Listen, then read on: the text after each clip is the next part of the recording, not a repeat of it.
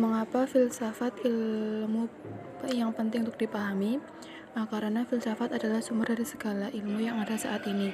Filsafat merupakan ilmu tentang cara berpikir, untuk menjalani hidup, tentang menjadi manusia, serta dalam hal apapun. Nah, filsafat itu intinya adalah ilmu yang membantu kita membuka lebih banyak lagi cara berpikir dalam hidup kita. Dengan memahami filsafat, kita akan dilatih dengan menjadi manusia yang utuh, yakni yang mampu berpikir mendalam, rasional, dan komunikatif. Apa hubungannya filsafat dengan ilmu? Hubungan filsafat dengan ilmu merupakan suatu konsep dan metode dari sebuah ilmu.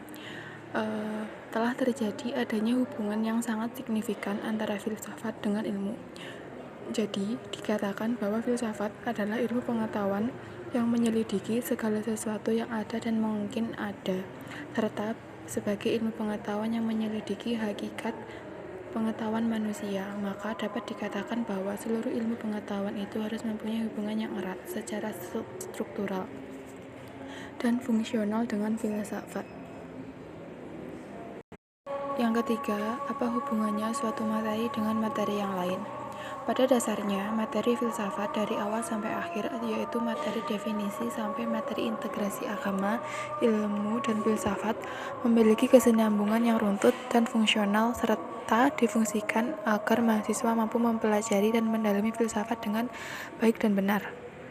Selanjutnya, dari sekian banyak materi yang sudah dipelajari, materi apa yang paling membuat Anda dipaham?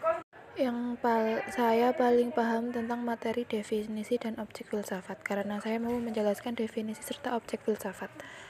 Definisi filsafat menurut salah satu para tokoh, yaitu Plato. Menurutnya, filsafat adalah ilmu pengetahuan yang berminat mencapai kebenaran yang asli. Terakhir, berikan contoh ontologi, epistemologi, dan aksiologi.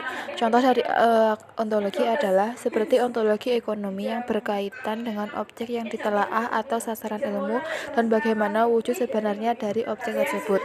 Secara ontologi, secara sasaran ilmu ekonomi adalah hubungan antar manusia dalam memenuhi kebutuhan materialnya.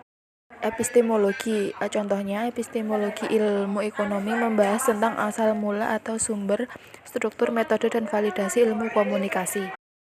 Aksiologi, seperti dalam contoh aksiologi ilmu ekonomi yang berkaitan dengan kegunaan ilmu ekonomi itu sendiri. Di sini nilai pengetahuan akan terlihat bagaimana peranan ilmu ekonomi dalam mengatasi permasalahan yang berkaitan dengan aspek aksiologis ilmu ekonomi, seperti masalah pengangguran, tanggung jawab sosial perusahaan, peningkatan mutu dan taraf kehidupan.